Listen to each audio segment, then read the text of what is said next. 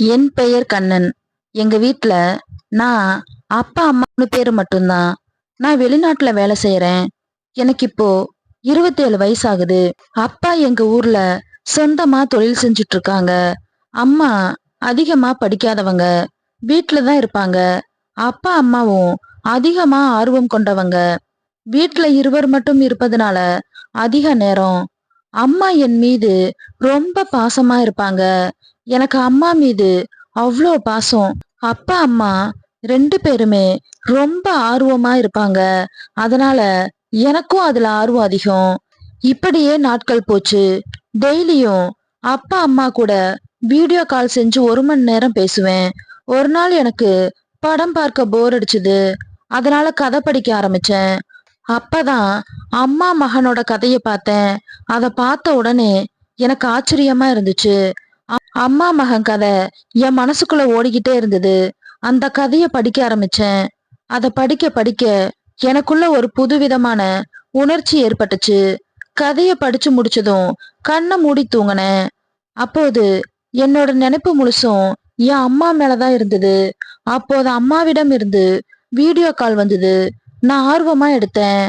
அம்மா எப்பவும் போல படுத்துக்கிட்டு போன் பேசிட்டு இருந்தாங்க. அம்மா என்கிட்ட பேசிக்கிட்டே இருந்தாங்க.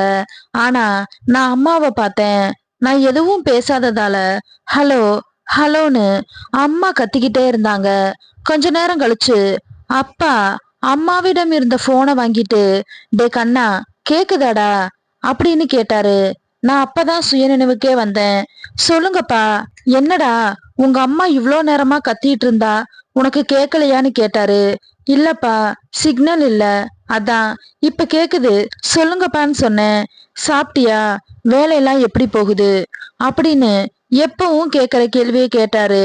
நான் எல்லாத்துக்கும் பதில் சொன்னேன். எப்படா வரேன்னு கேட்டாரு. இன்னும் 1 வாரத்துல வரேன்னு சொன்னேன். சரி, பார்த்து வாடான்னு சொல்லிக்கிட்டு அம்மாட்ட போனை கொடுத்தாங்க. அம்மா வாங்கி பேச ஆரம்பிச்சாங்க. அம்மாட்ட பேசிட்டே இருந்தேன். எனக்கு ரொம்ப சந்தோஷமா இருந்தது. கொஞ்ச நேரம் அப்படியே பேசிட்டு அம்மாவும் போனை வச்சுட்டாங்க. இப்படியே 1 வாரம் போச்சு. நானும் ஊருக்கு கிளம்பி வந்தேன். எங்க ஊருக்கு பக்கம்தான் கோவை ஏர்போர்ட் இருந்தது. அந்த ஏர்போர்ட்ல இறங்கி வெளியே வந்தேன். அப்ப வெளிய அப்பா அம்மாவும் நின்னுகிட்டு இருந்தாங்க. நான் வேகமா ஓடி போய் அப்பாவையும் அம்மாவையும் கட்டி பிடிச்சேன். கொஞ்ச நேரம் கழிச்சு அப்பா விலகிட என்னோட லக்கேஜ் எல்லாம் வாங்கிட்டு போய் ஹோண்டா ஆக்டிவா முன் பக்கத்துல வச்சாங்க. அப்பா, போதுண்டி, வீட்ல போய் கட்டி பிடிச்சு உன்னோட பாசத்தை காமி, இப்ப வா, டைம் ஆச்சு, கிளம்பலான்னு அப்பா சொன்னாரு. நான் உடனே விலகிட்டேன். அம்மா விடாம என்ன நெத்தியில கன்னத்துலன்னு முத்தம் கொடுத்தாங்க. சரி வாடா கண்ணா, போலான்னு சொல்லி ஸ்கூட்டர்ல ஏறி உட்கார்ந்தாங்க. ஒன் சைடா நான் அவங்களுக்கு அடுத்து ஏறி 2 பக்கம் கால் போட்டு உட்கார்ந்தேன். அப்படியே பேசிக்கிட்டே வீடு வந்து சேர்ந்தோம். வண்டியில இருந்து இறங்கி உள்ள போனோம்.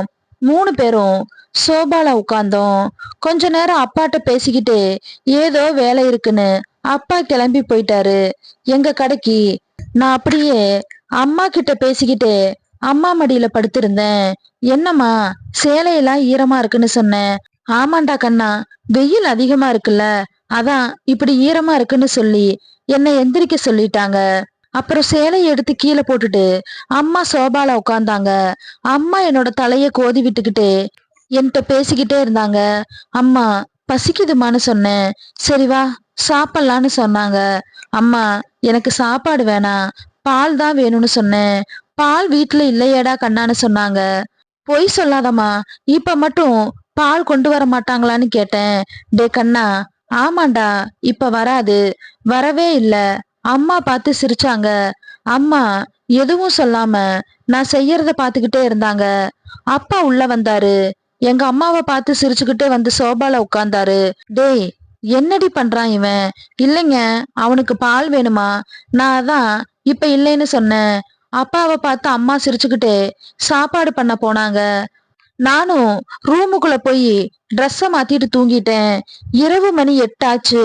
அம்மா வந்து என்னைய எழுப்பி வாடா சாப்பிடலான்னு கூப்பிட்டாங்க. நான் கண் முழிச்சு பார்த்தேன். கொஞ்ச நேரம் கழிச்சு சாப்பிட்டு மறுபடியும் நான் தூங்கிட்டேன். அப்பாவும் அம்மாவும் பேச ஆரம்பிச்சாங்க. நான் அப்பா அம்மா பேசுறத கேட்டுக்கிட்டே அப்படியே உறங்கணும். காலையில அம்மா எழுந்து டீ போட்டு கொண்டு வந்து என்னையும் அப்பாவையும் எழுப்புனாங்க. நான் எந்திரிச்சு அம்மாவ கட்டி பிடிச்சு குட் மார்னிங் அம்மா, குட் மார்னிங்டா கண்ணா. நான் அப்பாவை பார்த்து சிரிச்சேன். அவரும் சிரிச்சுக்கிட்டே டீ குடிச்சிட்டு எந்திரிச்சு குளிக்க போனாரு. அம்மாவும் எழுந்து சமையல் செய்ய கிச்சனுக்குள்ள போனாங்க. நான் மறுபடியும் தூங்கிட்டேன். கொஞ்ச நேரம் கழிச்சு அம்மா வந்து என்னைய எழுப்பி வாடா குளிக்கலாம் அப்படின்னு கூப்பிட்டாங்க. நான் சந்தோஷமா எந்திரிச்சு பாத்ரூம் போனேன். அப்புறம் குளிச்சு முடிச்சிட்டு வந்தேன். ஆனா நான் எதுக்கு இங்க வந்தனோ அது மட்டும் நடக்கல.